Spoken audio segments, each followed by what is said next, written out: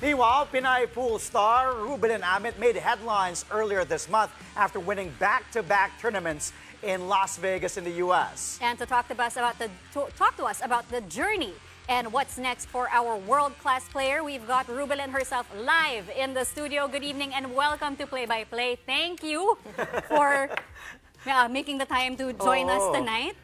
Good evening and thank you for inviting me over. Nax, I really love Bingkay's demeanor. And pag sabi ko nga sa kanya, Check, di nagbabago yung itsura mo. Kung ano yung itsura niya 10 years, 12 years ago, ganun pa rin yung itsura mo. Hindi As I nagbabago ang answered you, ugali. hindi nagbabago yung height din. Ako din naman. But thank you. Welcome to Play by Play Thank you. here on One News. And first of all, congratulations. Yes. Thank you. Thank you. Another 3 tournaments, yes? Not Yes, just 3 2. My tournaments. goodness In 1 gracious. week. In 1 week. In 1 week. Grabe. It's hard work. Wala. Basic para sa'yo yun. Oo nga eh. Basic yun. At 44 years old, hindi basic. But also, this is just 5 months after winning the Women's World 9-Ball Championship. This was Yes, in ma'am. September. And then that was in New Zealand. And then you just came from Vegas. You were able to kind of rest for maybe a week since arriving. Yes, fixing jet lag. So yes, from the World Championship, a week after to Shanghai for the China Open, and then after that to Bacolod for a tournament, and then after that to Puerto Rico, and then after that to Qatar. So I had a January for a rest, and then this Vegas.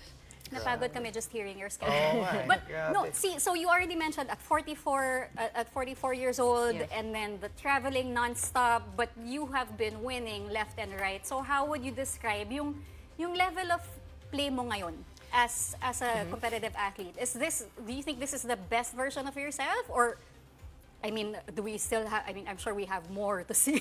I'm very blessed to still be competing at this level, at this age also, and I've been playing for how many years already? 32 years already. Wow. But still, I love playing pool. I love, aside from me knowing more about the sport as I age, I know more about myself now. So but now I think what helped is the holistic approach. Because before the pandemic, I would play like hours and hours, 6 to 8 hours a day. But now, a friend of mine who's also a world champion bowler, B-Boy Rivera, gave me a very good advice. He told me to lessen the hours on the table and to improve my, how do I say it, the physical side.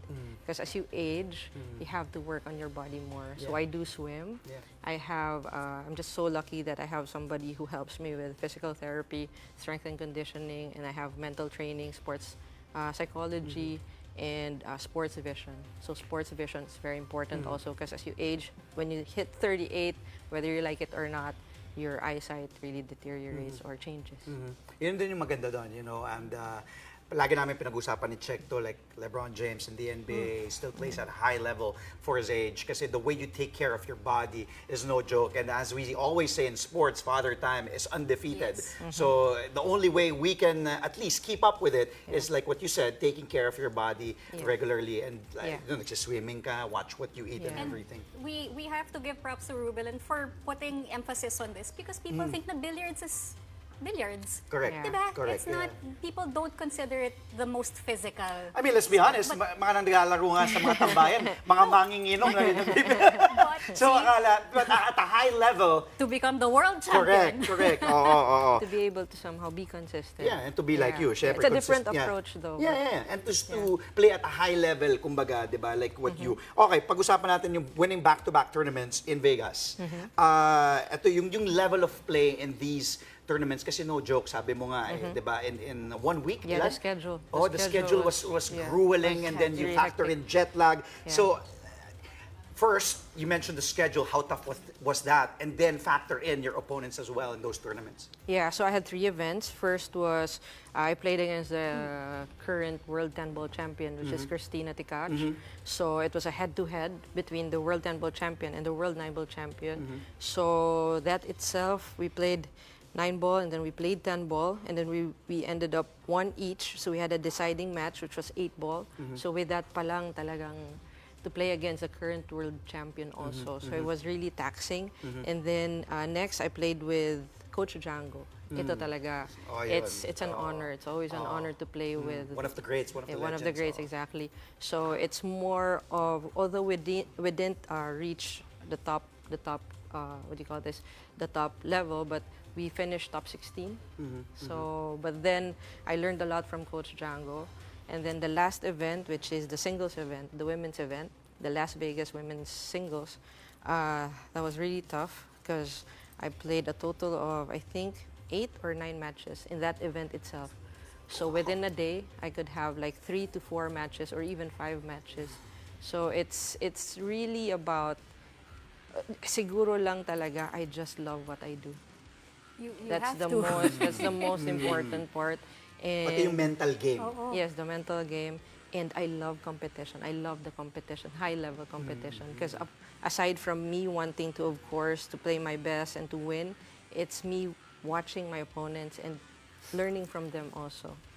Because my partner was with me, and while she was there, she was telling me, ginagaya mo yung kalaban mo, no? Yung break niya. Because it was working for her. So it was working for her. I was like trying to also experiment if it will work break for niya. me. Oh. Yung break niya. So ganun din. It's for me, it's such a blessing to be in that stage, to be competing, to be doing what you love, at the same time learning from all these high-level players. So ang daming benefit. Hard work lang. Pero Grabe. madaming Pati benefits. yung humility Oo nga talaga. eh. no? Grabe. Hindi nagbago This is, eh. oo, Yeah. This is why I love interviewing Rubilen. But also, outside of the game, you already mentioned taking care of your body, and part of that was your diet. We were talking about this before the show, that mas nahihirapan ka mag-focus if kumakain ka, or Yeah. grabe. Opo. Kaya now, bumabawi ako, kumakain talaga ako ngayon. But, Kasi yeah, tapos na. tapos na. But that's true. Pag nasa tournament kasi, in between matches, I try not to eat ng heavy because talaga I couldn't focus as much as I would want to. Talaga ang hirap to focus. So for me, what works now is just to eat boiled egg and banana. Wow. So before a match, if I have time, and if I have that much time, 3 hours before, 2.5 hours before, yun yung mas medyo heavy. Tas ang water intake ko is maximum 2 hours before. Kasi we can't have much bathroom breaks kung hindi Wow. mapapenalize kami. So, yeah. Yeah. But we want to squeeze in all the Yeah. questions that we have Yeah. with this very short time. Okay. Okay.